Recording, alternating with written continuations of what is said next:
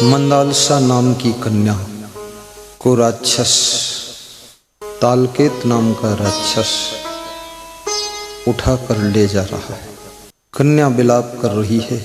कन्या की रुदन भरी आवाज को सुनकर राजा ऋतुध्वज ध्यान में बैठे हुए थे, तप कर रहे थे। उनके तप में भंग पड़ गई और राजा ऋतुध्वज का मन विचलित हो गया। धनुष पर बाण चढ़ाया और कमान खींचकर निशाना साध दिया। तालकेत राक्षस घायल होकर नीचे गिरा। कन्या को उसके बंधन से छुड़ा लिया। किसी असमर्थ की सहायता करना बहुत बड़ा पुण्य होता है। कन्या से राजा ऋतुध्वज पूछते हैं, तेरा परिचय क्या है? उसने अपने पिता का नाम बताया और अपना नाम बताया, मेरा नाम मंदालसा है। और राजा ऋतुध्वज उस कन्या को लेकर उसके पिता को सौंप देते हैं। कन्या के पिता ने सोचा कि जो राजा इतना शक्तिशाली है, तालकेत राक्षस के बंधन से मेरी कन्या को मुक्त करा सकता है, वो राजा मेरी कन्या की रक्षा भी कर सकता है और जीवन मेरी कन्या उसके साथ गुजार सकती है। मंदालसा के पिता ने राजा ऋतुध्वज से निवेदन किया कि आपके साथ में अपनी बेटी का विवाह करना चाहता हूँ। राजा ऋतुध्वज ने कहा, मैं विचार करके बताऊंगा। विवाह का विषय विचार के योग्य है। जल्दबाजी में किया हुआ विवाह कुछ दिनों के बाद पश्चाताप, चिंता, दुख का कारण बन जाता है। इसलिए जीवन के जितने भी कार्य हैं, समस्त कार्यों को सोच विचार कर करना चाहिए। चीन के बहुत बड़े दार्शनिक गुरजियफ ने कहा है, किसी कार्य को करो कम से कम 2 बार विचार कर लो, उसके पश्चात उस कार्य को शुभारंभ करो, क्योंकि कार्य कर चुकने के पश्चात उस कार्य का फल आता है। और अगर पहले विचार नहीं किया तो फल भोगना बहुत कठिन हो जाएगा। इसलिए शादी बहुत विचार कर करना चाहिए। जीवन में साधना के पथ पर चलने के लिए भी कम से कम 2 बार सोचना चाहिए, क्या मैं अपने जीवन को त्याग से बिता सकता हूं कि नहीं। यदि त्याग से जीवन बिताने की सामर्थ्य है तो शादी विवाह की झंझट में, प्रपंच में नहीं पड़ना चाहिए, क्योंकि गृहस्थाश्रम जंजालों का आश्रम है। गृह कारज नाना जंजाला, ते अति दुर्गम शैल विशाला। ये आश्रम कोई साधारण नहीं, कठिन है। जब से ब्याही राम घर आए, नित नूतन झंझट लगाए। भगवान को भी गृहस्थाश्रम में सुख नहीं मिला है, क्योंकि भोग का मार्ग दुख का मार्ग है, कांटों का पथ है, बंधन का रास्ता है, इसमें सुख नहीं। इंद्रियजन्य सुख क्षणभंगुर और बहुत थोड़ी देर के लिए होते हैं। इंद्रियां शिथिल हो जाती है, शरीर कमजोर हो जाता है, व्यवस्था डगमगाती है, बीमारियां घेरती है, सारा सुख दुख में बदल जाता है। विशाल देव कहते हैं कि जब जीव फस्यो विषय भाव माही, सब सुख छीण भयो छीन माही। ये जीव संसार के विषय भोगों में जब फंसता है, इसके सब सुख छीण हो जाते हैं। मैं कहीं प्रोग्राम में जा रहा था, मेरे साथ का पढ़ा हुआ क्लास फेलो एक बालक रास्ते में मिला। मैं गाड़ी से था, उसको देखकर मैंने गाड़ी रोका। मैंने उससे कहा, भारत सिंह कुशल मंगल तो हो। संन्यास लेने के बाद प्रथम बार उससे भेंट हुई। मुझको देखा तो वो रोने लगा। हमने कहा, क्यों रो रहे हो? बोले, दुखी बहुत हो। क्यों दुखी हो? बोले, अपने विवाह की तैयारियां कर रहा हूं, भाइयों ने साथ छोड़ दिया, पिताजी परलोक चले गए, मां बीमार पड़ी है, भाई और भाभी सब साथ छोड़कर दूर हो चुके, अपने विवाह की व्यवस्था कर रहा हूं। तो हमने कहा, अभी विवाह हुआ कि नहीं हुआ? बोले, हुआ नहीं है, तारीख क्लियर हो चुकी है। तो हमने कहा, रोते क्यों हो? विवाह में तो खुश होना चाहिए। बोले, अभी से चिंता और टेंशन बहुत है, क्या होगा? तो हमने कहा, जिस कार्य में होने से पहले ही दुख है, वो कार्य जब हो जाएगा तो कितना दुख होगा, इसलिए संत हो जाओ ना। तो वो रोने लगे। बोले, ये मन, ये इंद्रियां बस में करना मेरे लिए बहुत कठिन है। आदमी जो राजाओं को जीत लेता है, शत्रुओं को जीत लेता है, वो अपनी इंद्रियों से हार जाता है, अपने छोटे से मन से हार जाता है। और मन से हारा हुआ व्यक्ति कभी सुख नहीं पाता है। इंद्रियों से हारा हुआ व्यक्ति कभी शांति नहीं पाता है। तब से वे हमको मिले नहीं। 35 साल हो गए, भेंट नहीं। मर गए हैं कि क्या हुआ है पता नहीं। क्योंकि मेरा रास्ता बदल गया।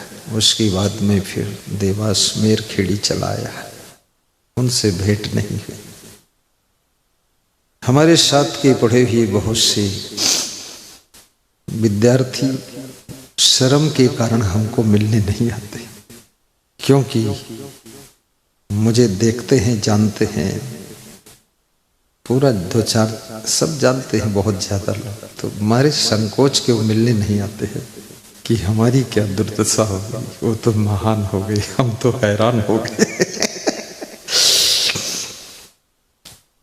खूब विचार करके रास्ता चुनो। शराब पीने से पहले विचार कर लो, शराब पीने का परिणाम क्या है, जुआ खेलने का परिणाम क्या है, गांजा, चरस, भांग, अफीम, मसाला, पुड़िया, बीड़ी, सिगरेट पीने का रिजल्ट क्या है। गत गांव में, सागर जिले में, फुटेरा में सत्संग था। श्री भागीरथ जी, रतिराम जी, रघुवीर जी, नरेंद्र भैया सब सत्संग करा रहे थे। मैं सुबह सुबह पद यात्रा गया। कोई पति पत्नी अपरिचित मिले, प्रणाम किया, रास्ते में मुंह खोल कर दिखाया, कहा, गुरु जी ये बीमारी हो गई। तो उसकी जीभ पूरी सड़ गई थी, फूल गई थी, कैंसर जैसा हो। तो हमने कहा ये कैसे हुआ? तो उसकी पत्नी बोली, अरे सब बहुत। हमने कहा क्या हुआ? तो सब पान, पुड़िया, मसाला, तंबाकू खाने से जीभ में कैंसर हो गया। अब वो जीभ पूरी काटना पड़ेगा। जीभ कटेगी तो क्या दर्द होगा, क्या होगा। कैंसर बढ़ता जा रहा है। ये नशा और व्यसन, शराब और सिगरेट, तंबाकू और पान मसाला, जुआ और ताश, ये तुम्हारी जिंदगी का सत्यानाश करते हैं। शराब कभी नहीं कहती तुम मुझको पियो, ताश कभी नहीं कहता तुम मुझको खेलो, तुम स्वयं उसमें जाकर फंसते हो। तंबाकू कभी तुम्हारे मुंह में आकर नहीं घुसती है, तुम ही पुड़िया फाड़ कर मुंह में डालते हो। सिगरेट कभी आकर जल करके तुम्हारे मुंह में नहीं लग जाती है कि मुझे खींचो, धुआं नाक से फेंको। ये सब झंझट तुम ही करते हो। और इसका परिणाम कितना दुखद है। सिगरेट, बीड़ी, गांजा पीने से आंखों की चमक चली जाती है, आंखें धुआं धुआं हो जाती है, होंठों की लालिमा खत्म हो जाती है। ऐसे यदि आप स्वस्थ हैं तो होंठों पर लाली और लिपस्टिक लगाओ या न लगाओ तो भी हल्की हल्की लालिमा रहती है। ये असली लालिमा है, ओरिजिनल चीज है। और ये लालिमा जिसने बरकरार रखी है, आपके मुखमंडल पर बिना कोई दवाई के, बिना कोई कॉस्मेटिक प्रसाधन के ऑटोमेटिक चमक रहती है। ये आपका मुखमंडल, मस्तक, ललाट और ये आपकी सुंदर मुखमंडल पे लाइट आती है। लेकिन इसके लिए थोड़ा सा साधना की आवश्यकता है। साधना का मतलब बहुत गहरा है। साधना का अर्थ है थोड़ा भोजन भी कम करो, भोजन भी संभल कर करो, भोजन भी टाइम देख कर करो, और पानी थोड़ा ठीक से पियो। कम से कम हर मनुष्य के द्वारा शरीर के बाहर 1.5 से 2 लीटर यूरिन निष्कासित होना चाहिए। मैं यूरिन इंग्लिश शब्द प्रयोग कर रहा हूं क्योंकि इसका हिंदी थोड़ा भद्दा है, इसलिए इसको बोलता नहीं। 1.5 से 2 लीटर यूरिन बहिष्कृत होना चाहिए, तब आपके शरीर की शुद्धि होती है। थोड़ा पसीना भी रोज निकलना चाहिए। थोड़ा सा आपकी आंखों से मैल भी निकल जाना चाहिए। थोड़ा आपकी नाक का मैल भी साफ होना चाहिए। ठीक से नाक को साफ करिए, आंखों को साफ करिए। कान में तेल, घी, शक्कर, दूध कुछ भी नहीं डालना चाहिए।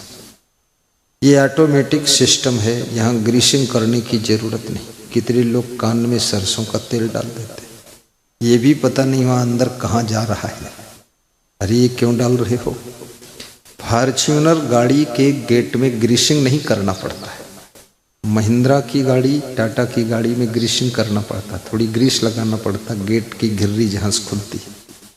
लेकिन ये आपकी जो कान का सिस्टम है, ये बिल्कुल फॉर्च्यूनर गाड़ी का सिस्टम है। इसमें कोई ग्रीस, तेल, फुलेल, घी, शक्कर डालने की जरूरत नहीं। इसमें लकड़ी घुसेड़ने की भी जरूरत नहीं। कितने लोग लकड़ी घुसेड़ के खड़बड़ाते रहते हैं, लगता है कि उसके अंदर कोई बहुत बड़ा कचरा भरा हुआ है। कान में जब कचरा इकट्ठा होगा, ऑटोमेटिक वो खट से बाहर आ जाएगा, गोली बनकर आ जाएगा। अगर ऑटोमेटिक आप बिगाड़ा नहीं सिस्टम, तुमने ऑटोमेटिक सिस्टम को डिस्टर्ब कर दिया तो कचरा फिर बाहर नहीं आएगा। नहीं, वो कचरा गोली में तैयार होता है। वहाँ गोली कौन बनाता है? तुम्हारी माँ थोड़ी गोली बना रही, न मैं बनाता हूँ, ना कोई डॉक्टर कान के अंदर घुस के गोली तैयार करता। मैल की गोली बनती, गोली खट से बाहर फेंक देता और बाहर द्वार पर आ जाती, वहां से पकड़ के अंगुली से बाहर निकाल दो। लेकिन कान में कितने लोग तो तेल भरते हैं सरसों का, कितने लोगों ने घी भी भरा है, कितने लोग नाक में भी न जाने क्या क्या भर देते हैं।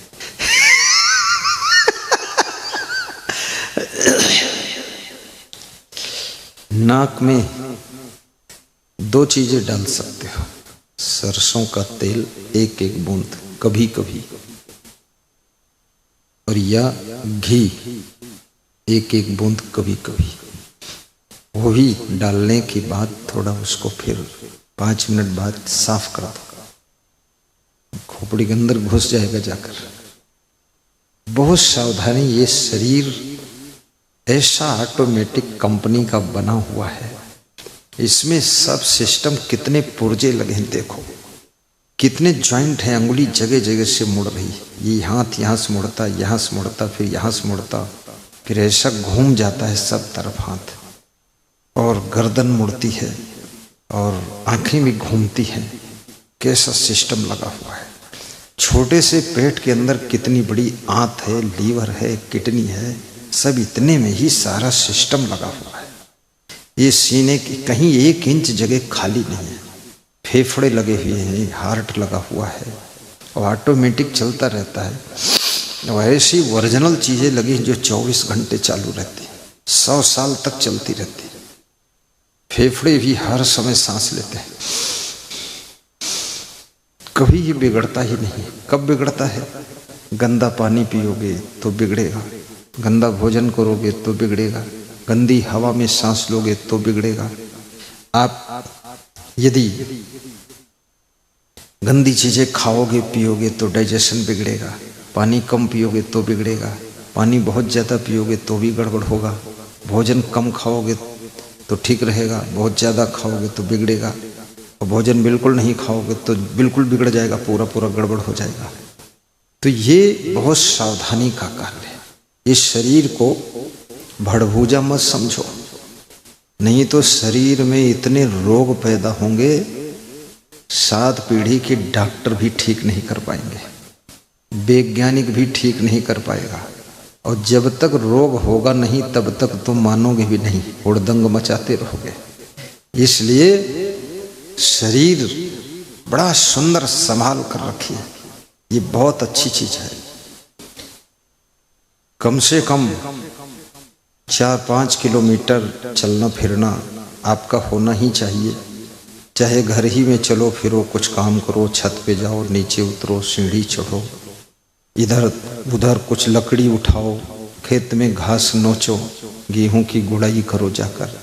अपना काम करने में कोई बुराई नहीं है। महिलाएं भी खेत में काम कर सकती है, करती ही हैं, करना ही चाहिए, उसमें क्या बुराई है। काम करने से बीमारी निकल जाती है, काम करने से उन्नति भी होती है। तो राजा ऋतुध्वज विचार कर रहे हैं कि मैं शादी करूं कि ना करूं इस कन्या के साथ में। किसी भी कन्या को, किसी भी बालक को देख करके तत्क्षण तुम ये नहीं समझ सकते हो ये कैसा व्यक्ति है। इंसान को समझने के लिए वर्षों उसके साथ में रहना पड़ता है। सोना कसने से समझ में आता है कि सच्चा सोना है कि पीतल है। सोना कसने से और आदमी बसने से, आदमी के पास बसो तो समझ में आएगा कैसा आदमी, और सोना को कसो तब समझ में आता असली है कि नकली है। इसलिए कई बार लोग शादी करके भी धोखा खा जाते हैं। कितने लोग फोटो देखकर शादी करते हैं, फोटो तो ऐसे ऐसे बनावटी हैं, बड़े सुंदर फोटो आ जाते हैं, फोटो देखकर शादी कर लिया, फंस गए। स्वभाव तो देखा ही नहीं, चित्र से शादी किया और चरित्र से पाला पड़ गया। चेहरा देख के शादी किया और उसके स्वभाव से पाला पड़ा। स्वभाव ऐसा खतरनाक, टिल टिल टिल टिल बोल रही है, हिंदी बोलती है, अंग्रेजी समझती नहीं है, और मालवी भाषा बोलकर भाग जाती है। ससुर ढूंढ रहा है बहू किधर गई है, सासू कह रही अभी छत पे थी, छत से पीछे कूद गई है। बड़ा खतरनाक काम है। तो राजा ऋतुध्वज ने सोच विचार कर कहा कि मैं इसके साथ विवाह कर सकता हूं, कर लूंगा। तो कन्या ने कहा मैं राजा ऋतुध्वज के साथ विवाह नहीं करूंगी, क्योंकि मेरे विवाह की 3 शर्त है। देखिए, हर बेटी को ये शर्त रखना चाहिए। एक तो शराब मत पियो, दूसरे जुआ मत खेलो, तीसरे मेरे जिंदा रहते हुए दूसरा विवाह मत करो, दूसरी औरत से चक्कर मत बनाओ। 3 शर्त तो रखी तो, नहीं तो ये तुम्हारा पति देव ये ना मालूम क्या क्या शादी के बाद हुड़दंग मचाएगा। सीधे 2-2 बोतल दारू पिएगा, खूब जुआ खेलेगा, खुराफात करेगा, और तुम्हारी जिंदगी नरक हो जाएगी। शर्त रखो, कंडीशनल विवाह। एक नवयुवक का विवाह नहीं हो रहा था, तो मंदिर में गया और बैठ गया कृष्ण के मंदिर में। भगवान अब तू ही कुछ कर। एक लड़की थी, जवान लड़की, उसका विवाह नहीं हो रहा था। वो भी मंदिर में गई और भगवान से प्रार्थना की, भगवान तुम ही कुछ कर दो, कहीं से वर ढूंढ दो। दोनों ने ध्यान लगाया, आंख खुली, दोनों ने दोनों को देखा तो पूछा आप कैसे? बोले मैं विवाह मांगने आया। तो आप कैसे? बोले मैं भी विवाह के लिए मांगने आया। हाँ, तो भगवान ने तो जोड़ा ही भेज दिया है। चलो ठीक है, तुम कन्या हो, मैं बालक हूँ, मैं जवान हूँ, तुम भी जवान लड़की हो, शादी हो जाएगी हमारी तुम्हारी, कर लेते। तो लड़की ने कहा शादी तो कर लेंगे, भगवान ने अच्छा जोड़ा मिला दिया, लेकिन एक शर्त है। बोले क्या शर्त है? बोले ये शर्त है कि मुझे भोजन बनाना नहीं आता है। बात को मत कहना तुझे कुछ आता नहीं, पागल है, मूर्ख है। तो उस लड़के ने कहा तुम्हें भोजन खाना आता है कि नहीं आता है? तो उसने कहा 3 टाइम खाना आता है। 3 टाइम बनाना आता नहीं। तो लड़का हंसा और बोला कि शादी कर लो, तुम्हें बनाना नहीं आता है, हम कभी शिकायत नहीं करेंगे कि तुम भोजन नहीं बना पाती हो, पागल हो, ये हो, मूर्ख हो, हम कुछ नहीं बोलेंगे। जब शिकायत करोगी तुम ही करोगी, मैं भोजन के बाबत कोई शिकायत नहीं करूंगा। बोले तो क्यों नहीं करोगे शिकायत? हमको बनाना नहीं आता है। तो लड़के ने कहा हमारे पास बनाने को कुछ बचा भी नहीं है। बोले क्या मतलब? कहा मैं सब शराब पीकर और जुआ खेलकर सब बेचकर खत्म कर दिया, बनाने के लिए कुछ बचा ही नहीं है। तुमको बनाना आता नहीं है, यहाँ कोई बचा भी नहीं कुछ है, बनाना पड़ेगा ही नहीं। तो लड़की बोली मैं विवाह नहीं करूंगी। तो लड़का बोला तो बनाना सीख लो तो बनाने की व्यवस्था हो जाएगी। कितनी लड़कियां इतनी आलसी है, शादी करके ससुराल जाती है तो सोचती है मेरा पति भोजन बनाए, थाली लगा करके लाए और मेरे पांव छुए कि हे देवी जी चंडिका अवतार, खा लो इसको, भोग लगाओ। ऐसी कालिंद्री बनी हुई है। बहुत खतरनाक संसार है। बनाना नहीं आता है। भोजन बनाना भी सीखो और भोजन परोसना भी सीखो, खिलाना भी सीखो, पानी देना सीखो, चाय पिलाना सीखो, अतिथि सत्कार सीखो, दुनिया के छोटे छोटे सभी काम सीखो।